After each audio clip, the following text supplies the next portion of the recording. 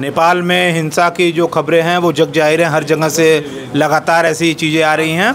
और उस पर बात करने के लिए हमारे साथ काशी के बुद्धिजीवी लोग हैं। मिश्रा जी, नेपाल को लेकर के लोग कह रहे हैं कि चंद्र ग्रहण जो है वो नेपाल पे लग गया। देखिए, किसी भी सत्ता से जब वहाँ के लोग उस सत्ता के व्यवस्था से बहुत ऊब जाते हैं तब इस तरह का कदम उठाते हैं जो नेपाल में उठाया। मैं तो नेपाल में था नहीं, रहता भी नहीं हूँ, इसलिए मुझे नहीं मालूम कि वहाँ का सत्ता किस तरीके से शासन चलाता था। कभी हिंदू राष्ट्र हुआ करता था नेपाल निश्चित हिंदू राष्ट्र, एकमात्र हिंदू राष्ट्र था, जिसको मुझे याद है कि जब नेपाल में पहली बार लोकतांत्रिक आंदोलन, वो कौन जो प्रधानमंत्री हुआ था जो आंदोलन करता था, बाद में ख़त्म हो गया, उस समय मैं काठमांडू के ऊपर एक नागरकोट स्थान है, वहाँ मैं अपने एक छोटे भाई और एक नेपाल के हैं सूरज, उनके साथ में बैठा हुआ था। नागरकोट में बहुत खूबसूरत जगह है, तो उनके 5-6 दोस्त थे। उन्होंने मुझसे कहा कि भैया बड़ा अच्छा हम लोगों को लग रहा है, हम लोग भी लोकतांत्रिक देश हो जाएंगे, हम लोग भी चुनाव देंगे, चुनाव में भाग लेंगे, हम लोग भी वोट देंगे। हमने कहा आज बेटा बहुत प्रसन्न हो तुम, लेकिन तुम्हारा राष्ट्र बर्बाद हो जाएगा, ये आज के डेट में नोट करके रख लो। और नेपाल आज वो दिख रहा है। क्योंकि हर व्यक्ति को प्रधानमंत्री बनना है, हर व्यक्ति एक दूसरे के खिलाफ साजिश में लगा हुआ है। कोई अपना दौर चला रहा है, कोई अपना दौर चला रहा है। जो नेपाल की मूल भावना थी, नेपाल के मंदिर थे, नेपाल की पहचान थी, उस पर किसी ने ध्यान नहीं दिया। शायद वहाँ के युवाओं ने सोचा होगा कि हमारी तो पहचान नष्ट हो रही है, वो सड़क पर उतर गए। उनको उनसे वित्त मंत्री को दौड़ा के पीटा गया। हाँ, देखिए, मारपीट या हम एक कोई पूर्व प्रधानमंत्री की पत्नी को संभवतः जिंदा जला दिया गया, मैं ऐसे कार्रवाइयों का सख्त विरोधी हूँ। इसकी जितनी निंदा की जाए कम है। आवेश में इन लोगों ने कर दिया। शांतिपूर्ण आंदोलन भी तो हो सकता था। शांतिपूर्ण आंदोलन हो सकता था, बिना मार काट के हो सकता था। आप सड़क पे उतर के बैठ जाते तो सत्ता हिल जाती। इसके लिए ये चीज़ करने की आवश्यकता नहीं। इसके लिए इसकी निंदा होनी चाहिए। किस परिस्थितियों में मारा उन लोगों ने, ये वो जाने, इसके बारे में मैं नहीं बता सकता। नेपाल की जो स्थिति है, आप अनुभवी हैं, बुजुर्ग हैं, इस समय वर्तमान स्थिति नेपाल की को देख करके क्या लग रहा है आपको? एकमात्र हिंदू राष्ट्र था नेपाल। बाढ़ की बात है, बाढ़ तो नेपाल में तो अब मैं इतना तो नहीं जानता, भ्रष्टाचार की वजह से नवयुवक सब परेशान हो गए थे, उन सबों ने ही उपद्रव किया है और उपद्रव ज़्यादा बढ़ गया है। अब देखिए फिर कौन होता है। अब तो सैनिक सेना ने जो है टेकअप कर लिया है, तो वहाँ पर कर्फ्यू लग गया है, अब ठीक ठाक हो गया। उस समय सेना क्यों खामोश थी? जब सुप्रीम कोर्ट को जलाया जा रहा था, वित्त मंत्री को दौड़ा के पीटा जा रहा था, यानी सेना भी इसमें इन्वॉल्व थी। इसमें कौन इन्वॉल्व है कौन नहीं, पहली बात तो ये है कि जो युवाओं की ये जो हताशा कहिए या इस तरह के संघर्ष पर उतारू होने जैसी जब स्थिति दिखाई दी, हम लोग सभी लोग हतप्रभ थे। और इसलिए कि आंदोलन तो हुआ करते थे, लेकिन आंदोलन का यह स्वरूप देखकर एक नए विश्लेषण की मांग कर रहा है कि आखिर ये क्यों और कैसे है। हमें लगता है कि जैसे सोशल मीडिया, आप देखिए, इसको लेकर ये आंदोलन शुरू हुआ, सोशल मीडिया पर बैन लगा था। और आप देख सकते हैं कि सोशल मीडिया एक ऐसे फिनोमेना है कि सभी के हाथ में मोबाइल है, डाटा है, और डाटा से सब के सब देख, अनलिमिटेड डाटा है, और पूरी दुनिया की चीज़ें उस पर परोसी जा रही हैं। उसमें लोग एंजॉय भी कर रहे हैं, कुछ बना रहे हैं, कुछ भेज रहे हैं, कुछ कर रहे हैं, है ना।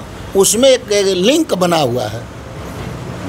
अगर ऐसी चीज़ों को रोक दिया जाए, ये तो एक हमें लगता है कि एक थर्मामीटर है जिसको नाप करके विश्व कॉरपोरेट पूंजीवाद ने ये बताया कि हम जब चाहें जैसा जहाँ भी करा सकते हैं। हालांकि रोक तो लगाया वहाँ की सरकार ने, ये जो प्रतिबंध था उस सरकार के ऊपर ये आरोप है। लेकिन नेपाल जैसा शांत देश, और सचमुच नेपाल एक ऐसा भोली भाली जनता वाला, जो भी आप पहाड़ पर देखेंगे तो उस तरह के लोग होते हैं। अकेला नेपाल को मैं देखता हूँ कि बहुत ही सच्चे और साफ दिल के नौजवान बनारस से भी बहुत अच्छा रिश्ता रहा है। बनारस में भी लोगों को हमने देखा है, नेपाल के लोगों को, कि वो कैसे हैं, बहुत साफ सुथरे मन के हैं। और राजतंत्र रहा, हिंदू राष्ट्र रहा, उन तमाम प्रयोगों को होते हुए अब हिंदू राष्ट्र नहीं है, राजतंत्र खत्म हो गया, लोकतंत्र आया। लोकतंत्र में भी सभी धारा के लोग वहाँ सत्ता में आए, यहाँ तक कि वामपंथ और मध्यम मार्गी पार्टियों का गठबंधन भी हुआ और मध्यम मार्गी पार्टी भी वहाँ सत्ता संभाल चुकी है और वाम प्रचंड भी वहाँ संभाल चुके हैं। कुल मिलाकर ये किसकी उंगलियों पर ये देश नचाए जा रहे हैं, ये एक मेरे मन में सवाल बार बार घूम रहा है कि ये साम्राज्यवाद कहीं ऐसा तो नहीं कि शांति से नहीं रहने देना चाहता है इन देशों को, जिसमें हम लोगों का भी देश कहिए कि उस निगाह में है उनके साम्राज्यवादियों के, कि इन देशों को क्यों नहीं शांति से रहने देना चाहता है। हम कह रहे हैं कि ये नौजवान का दोष कैसे दे सकते हैं। नौजवान जब आंदोलन पर उतरे हैं तो वो खुद भी, मैं देख रहा था उस वीडियो में कि किस तरह अद्दा और पत्थर चला रहे हैं और उधर से पुलिस की बैरिकेडिंग और पूरी दीवार लोहे की जैसे वो लगा के खड़े हैं और उसको वो तोड़ रहे हैं। उनको भी आधे लग जा रहे हैं, लड़कों को भी अपने ही ग्रुप का आधा लग रहा है, वो लहूलुहान होकर भी लड़ रहे थे। ये स्थिति जब आती है तो विचारणीय होती है। विचार करना चाहिए कि नौजवान किसी भी, बेरोजगारी इतनी बड़ी है, इतनी लंबी, जो मतलब बेरोजगारी की भी सीमा होती है नेपाल में। आप जो है उनको जब तक कोई मूलभूत चीज़ें अपने तर्क पर सरकारें जो है जब तक तार्किक ढंग से उनको एक विश्वास में नहीं लेगी तो ये स्थितियां आ जाएंगी और विश्वास में लेना जरूरी है। और लोकतंत्र का यही मतलब होता है कि आप कुछ पारदर्शी चीज़ों को रखिए।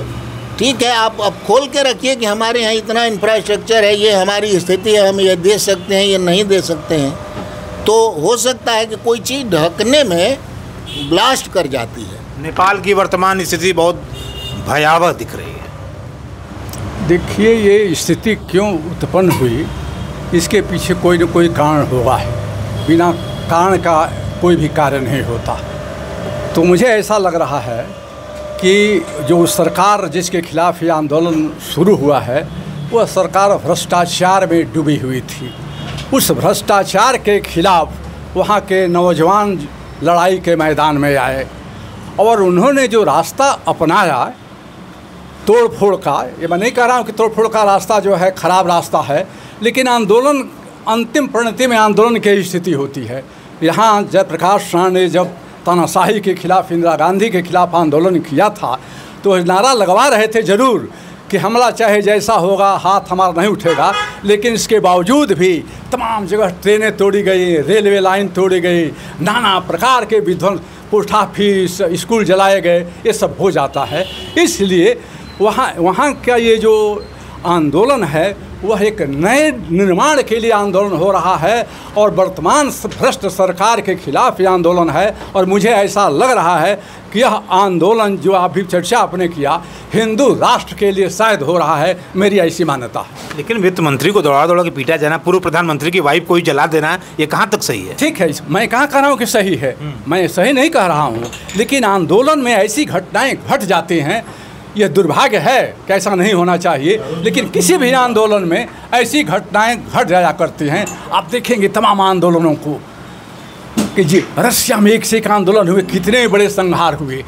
माने ये संहार से आंदोलन को बचाना बड़ा मुश्किल है, ऐसी मेरी मान्यता है। आप स्वतंत्रता आंदोलन का इतिहास देखिए, एक तरह गांधी जी चल रहे थे, एक तरह क्रांतिकारी चल रहे थे, वो खून खराबा कर रहे थे, तमाम नरम दल गरम दल, क्रांति का, हाँ, गरम दल नरम दोनों चल रहा था। इसलिए आंदोलन जो है यह राह ले लेता है, गरम दल वाला भी हो जाता है। आंदोलन, इनका कहना है कि जो हिंसा का रूप लिया ऐसा हो जाता है। नेपाल के आंदोलन से मैं उस समय आपसे बताना भूल गया, भारत का विपक्ष बड़े उम्मीद से है।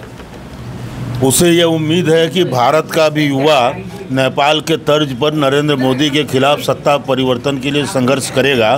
सोशल मीडिया पर तमाम चीज़ें आ रही हैं। अभी एक आध दिन पहले तेजस्वी यादव का एक बयान आपने देखा होगा जिसमें उन्होंने ये कहा कि बिहार नेपाल से सटा हुआ है, यह मैं डरा नहीं रहा हूँ, बता रहा हूँ। यानी उनका इशारा क्या था, आप आए सड़क पर आए और इस सत्ता को उखाड़ दें, क्योंकि भारत का विपक्ष अपने कर्म से लोगों को प्रभावित करने में एकदम असफल रहा है। इसलिए वो इस तरह की चीज़ों से सत्ता को परिवर्तन चाहता है और वो उम्मीद किया है कि बगल में तो उत्तर प्रदेश भी है। हाँ, लेकिन मैं आपको एक चीज़ और बता दूं, नेपाल के बगल में उत्तर प्रदेश भी मैं है। आपको एक चीज़ और बता दूं, आंदोलन से उपजे हुए सत्ता परिवर्तन कभी भी सार्थक और स्थायी नहीं होते। उदाहरण, जेपी का आंदोलन 1975 से 77 का था। परिणाम क्या हुआ, जनता पार्टी बना। जनता पार्टी का हश्र क्या था आपने देखा होगा। आसाम में प्रफुल्ल कुमार महंता आंदोलन से उपजे थे, उनका हश्र क्या हुआ कोई आज जानता नहीं कि प्रफुल्ल कुमार महंता कौन है। इस तरह के त्वरित चीज़ों में आप आगे आते हैं, वहाँ हर व्यक्ति की अपनी इच्छा होती है कि मैं सर्वोच्च पाऊँ, और वो जो है 2 महीना, 4 महीना, 6 महीना, साल भर कब तक बर्दाश्त होगा। जनता पार्टी में सारे विपक्ष एक साथ मिले, कब तक बर्दाश्त किया उन्होंने, एक दो अंत में टूट करके। जनता पार्टी की देन है कि इस भारत में जाति की राजनीति इतनी गहरी जड़ जमा लिया कि वो अब कोई उखाड़ नहीं सकता उसको। ये आंदोलनों के से मिले हुए सत्ता का ये परिणाम है। तो ये तमाम लोग हमारे साथ हैं। देश की बात के लिए जितेंद्र यादव, धन्यवाद। कितना मिनट था?